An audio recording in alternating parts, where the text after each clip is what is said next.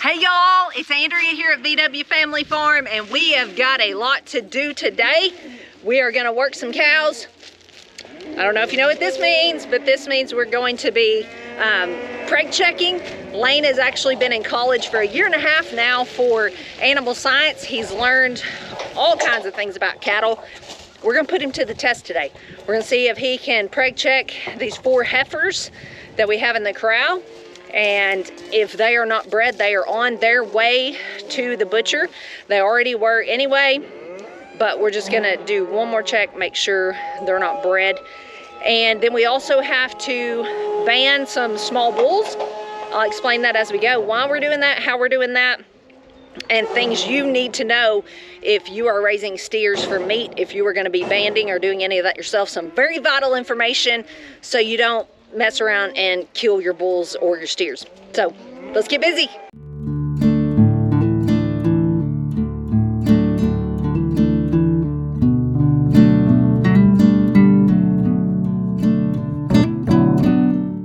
And this is winter in Arkansas. It's either frozen this time of year or it's muddy. And right now it's muddy. But you know what? We'll take it after the freeze last week. We'll take the muddy but warmer temperatures to work cows in.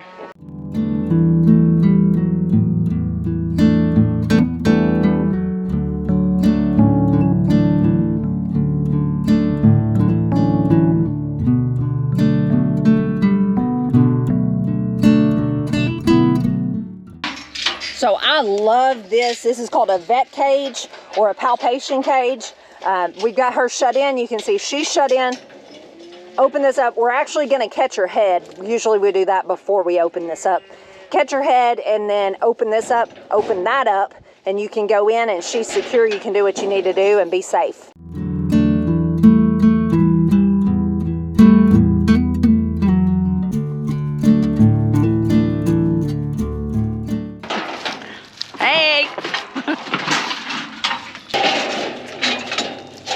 So kind of tell us what you're doing as you do it, Lane.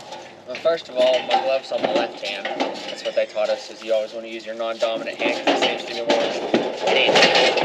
be more sensitive to feel. So he's going in the rectum, and you may be like, if you've never messed with cattle or anything, you may be like, what? Because obviously that is not where the calf is. But there's a thin wall between if you go in the rectum and if you go in the vulva, that you can still feel the calf and you're not introducing bacteria into them. So you can see Lane's having to push kind of hard. These are heifers, so they're a lot tighter in there and they will tighten up pushing you out. Obviously, they don't like it. All right, I'm gonna take a turn.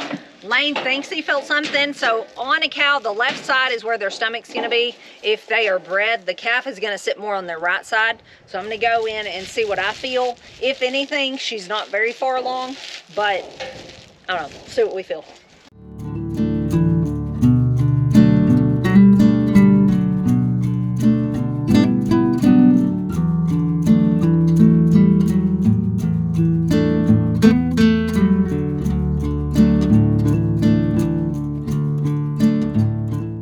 So we're on the last one. Looks like these 4 are going to the processor, and that was the plan anyway. We just wanted to verify one last time before we sent them.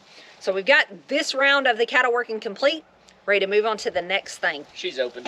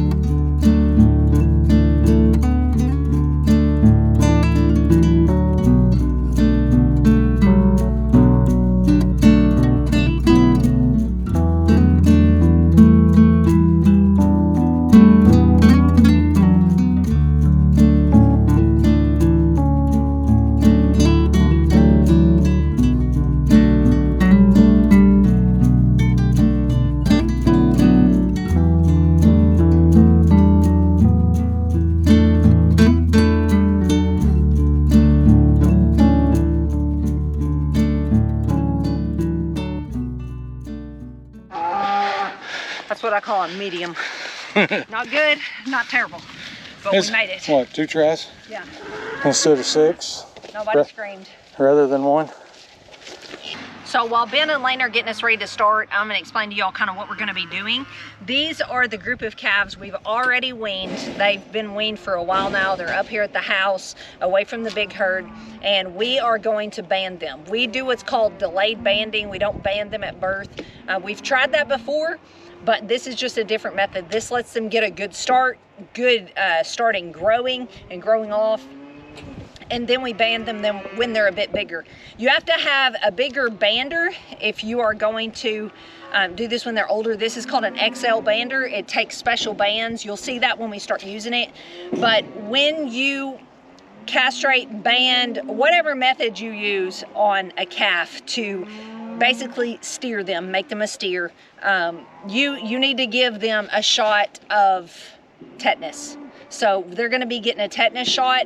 This is actually a combo because some of our smaller ones need a blackleg vaccination. So this is actually a combination of blackleg and tetanus vaccination together. These have already had the blackleg, but it's in no way going to hurt them to have a booster, and it was just easier to buy that for the whole group we're going to do today. So we're going to be banding. Now we have some that we're selecting that we want to keep as bulls, either for us or to sell as breeder bulls. We'll not be doing those. You'll see us just run those through. Little heifers will just get ran through. This shouldn't take us very long at all to do this little group. So let's get started. Okay, Daddy-O, you got to make a decision. I know. If you I really like this one, but I don't like his temperament. He acts a little crazy, so. That's exactly what I thought, but he is one of the best looking ones, but he's kind of wild. Yeah. And I'm afraid that's only going to get worse. So these are, when they get let out, we're circling them back into the crowd because they're going back into the pasture they were in. And that'll help us too. If they get through this, they won't be getting out into the field. You definitely want them caught good because you're going to be leaning in there. You're going to be in a kind of precarious situation. This used to flip me out when Ben would do this because you're kind of right there by their back legs, but somehow it always has worked out so far. So when you use this XL bander, it comes with these big bands. We keep them in the refrigerator so they don't break down. But once you pull them out of the refrigerator, I always put them in my pocket to get body heat, warm them up, make them more pliable. Always hold it away from your face. You got to use some like elbow grease, don't you? Yeah. So in case it breaks, if you've got it down here while you're opening it, that way it don't come up and pop you in the face.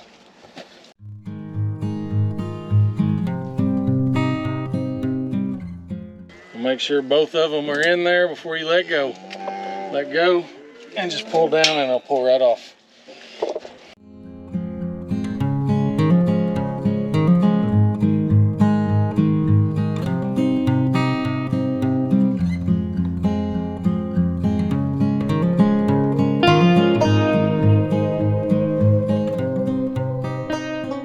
So I've got 3 out of the herd from Bruce, our previous bull, that I'm gonna keep. Bruce was a commercial South Pole bull. Those right there are 2 of his calves. We'll get better pictures of them. And then this one right here, another one of his calves. I really like this calf. So this one right here is one that I thought I was gonna keep, but he's just not the right build for us. When you're selecting these South Poles, you really gotta be picky. Sometimes it's hard to steer them. If they're not everything that you want or everything that you want to sell, you just need to go ahead and steer them. They'll grow out to be really good steers, make good meat. And I think it keeps the standards of the breed. They don't want people out there selling like crazies. That's what you learned at the conference. Yeah. They don't want people out there like putting things into the South Pole genetics basically that don't have a good temperament. In fact, didn't they send some back that didn't have the right temperament at that sale? They didn't allow them to be sold. You know, the right looks, just keep up the quality of the breed. It's about doing what's right, I guess, when no one's looking. Right. Doing things with excellence. And that's why we've steered 4 out of here that would have made okay bulls, but that's the point. Okay. They weren't now great. I'm fixing to bring in one here that is a pure commercial South Pole bull. He's out of a South Pole cow, out of Bruce. Got really good body features and he's going to be for sale. So if you're looking to get South Pole genetics into your herd, I think he would make an excellent one. Yeah, he's like our cream of the crop, best looking calf. And even if he'd had all those things, but we still wouldn't have liked, you know, something about him, he'd have needed to be steered. It doesn't matter just because he's South Pole, just because he's this, that. It all has to come together to make a good breeding bull. So out of this whole herd, we've got 2.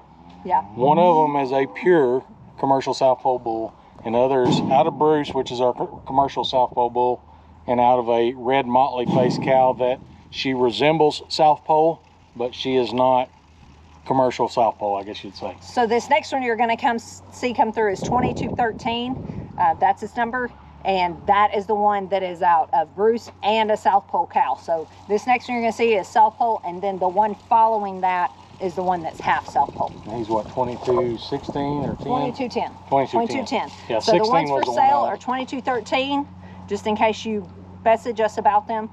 Pure South Pole, and then 2210. He's just as good looking. Yeah. And he'd be a good place to start for you, because there will be a price difference in full-blooded South Pole as half. So anyway, ready? Yep.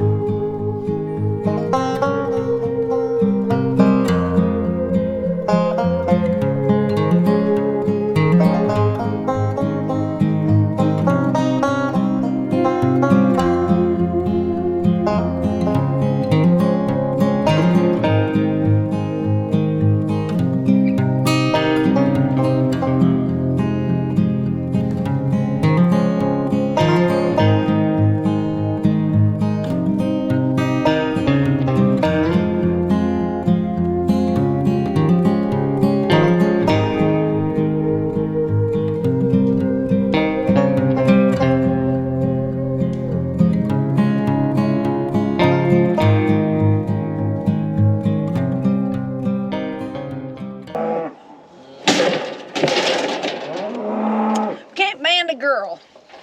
Okay? That ain't gonna work. That's a male. This one's a man, guys.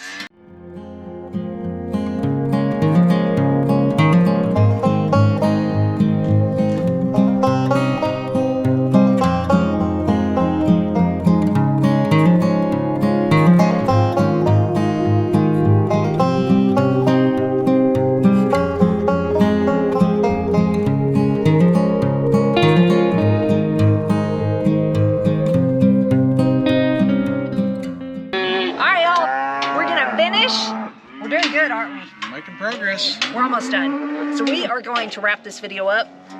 I do want to mention one thing. The reason we're doing this is because if you're raising meat, you're generally going to be raising a steer. And if you just buy it that way, this process has been done for you at some point. So I don't really know of anyone raising beef that raises bulls for meat. Do you? Well, besides slaughter bulls that are just ground into burger. Right. Because that's going to be tender, of course. But if you're going to have cuts of steak and things, yeah, you're going to want to steer them. So that's what we're doing. It's part of it. And we are going to finish this up and be done for the day. Thanks for watching and coming along with us today and spending time with us. We'll see you guys on the next one. Thanks for watching. God bless.